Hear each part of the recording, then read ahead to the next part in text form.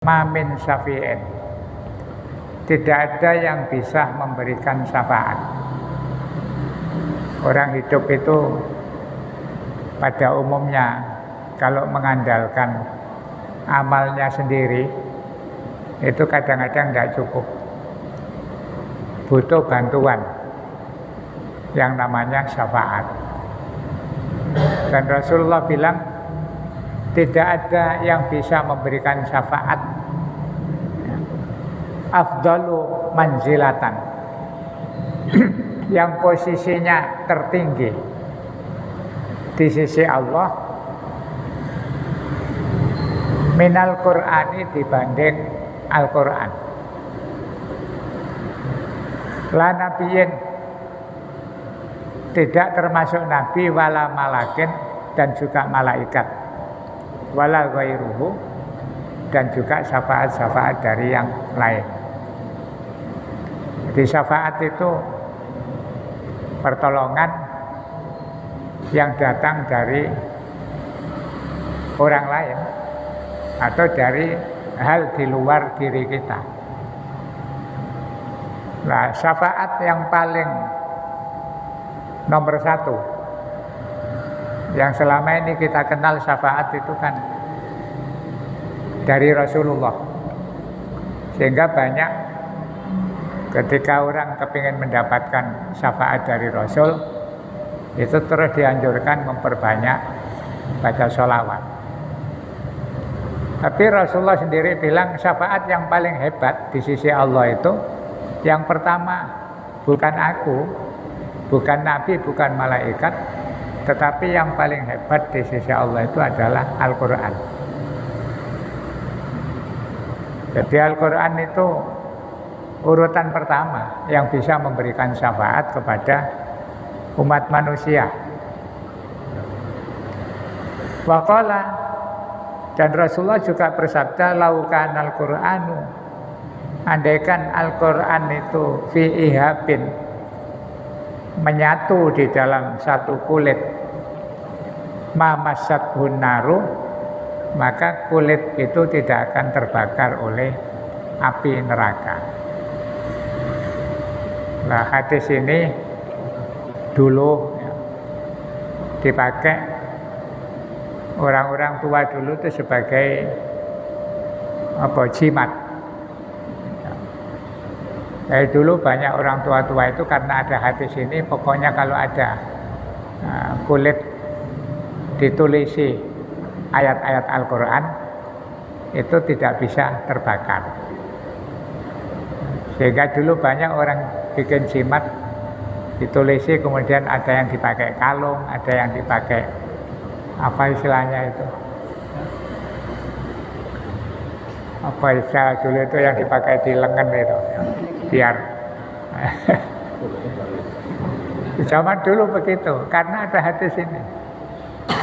Mungkin kita waktu kecil sering melihat anak-anak kecil dikalungi, ada tulisannya ayat-ayat Al-Quran. Ya itu kalau memang kedekatan orang yang bikin itu dengan Allah sudah sangat dekat, ya mandi. Nah, sekarang banyak jimat nggak mandi itu karena yang buat itu istilahnya dodolan barang. Jadi sudah beda dengan orang dulu. Orang dulu itu dengan ketulusan hati dan kemudian kepedulian yang sangat membantu masyarakat, ya mandi. Nah, sekarang ya sabuk ditulisi ayat Quran, ya sampai bek, ya nggak ada nyoninya, karena beda. Nah, itu kata Rasulullah, Al-Quran itu luar biasa. Karena itu orang-orang yang di dalam dirinya, terutama para hafidz Al-Quran, itu tidak akan disentuh neraka. Karena memang syafaat yang paling utama itu Al-Quran.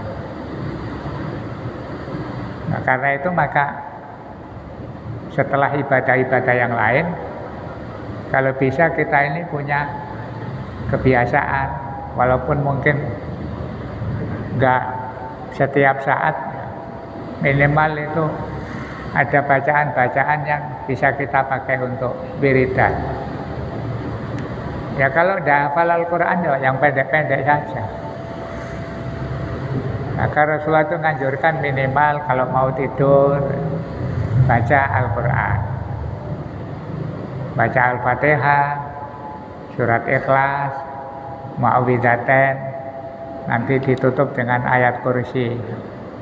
Itu membentengi diri, karena Al-Quran itu ya termasuk syafi'un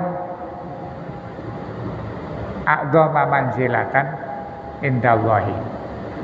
Nah, walaupun ada syafaat dari Rasulullah, kadang-kadang malaikat juga diberi hak untuk membantu umat manusia ketika nanti di hadapan Allah. Tapi Rasulullah bilang, jangan mengandalkan saya dulu. Kalau bisa Al-Quran itu pakai sebagai sarana untuk mendapatkan syafaat. Ini hadis-hadis Nabi yang perlu kita jadikan acuan untuk memberikan motivasi supaya kita itu mau baca Al-Quran.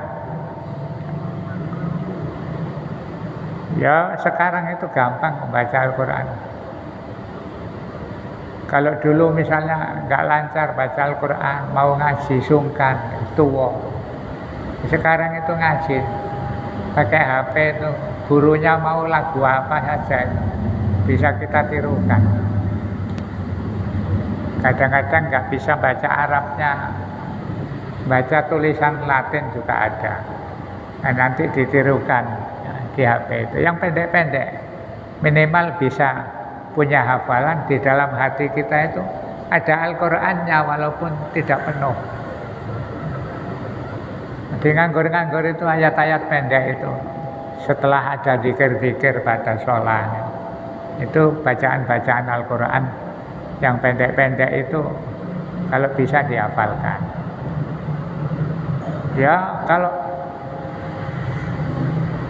tidak ada kesempatan, mata sudah kabur, nggak bisa baca, ya istilah orang dulu itu kuliah kulhu itu saja. Diantar kuliah ayyuhal kafirun atau surat Ikhlas saja, qul huwallahu ahad Allahu somad.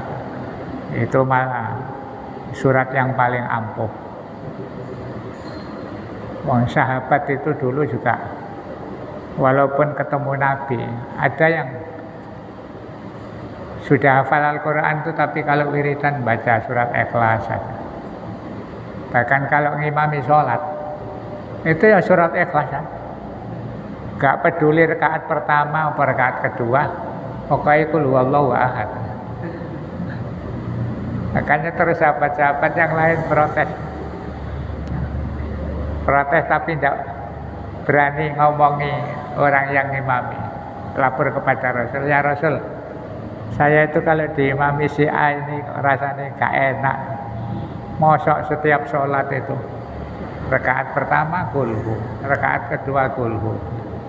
Nah, Rasulullah kemudian konfirmasi istilah sekarang. Nah, satu saat dipanggil, ditanya, kamu itu loh orang-orang kok cerita nek ngimami mesti nggak main kulhu itu apa nggak hafal surat lainnya kan? Jawabnya sederhana, ya hafal Rasul, saya juga hafal Al-Quran. Tapi saya tuh kalau baca surat Ikhlas rasanya paling mantap di antara sekian ribu ayat. Nah, makanya saya suka baca kulhu. Nah ini bisa kita jadikan pegangan. Ya angel-angel gak iso ngapal no liyane ya. Diantar kulhu, yang penting di dalam hati kita itu ada Al-Qur'annya sebagai perwakilan. Nanti kulhu itu kata Rasulullah, hati kalau ada Al-Qur'annya tidak akan terbakar oleh api neraka.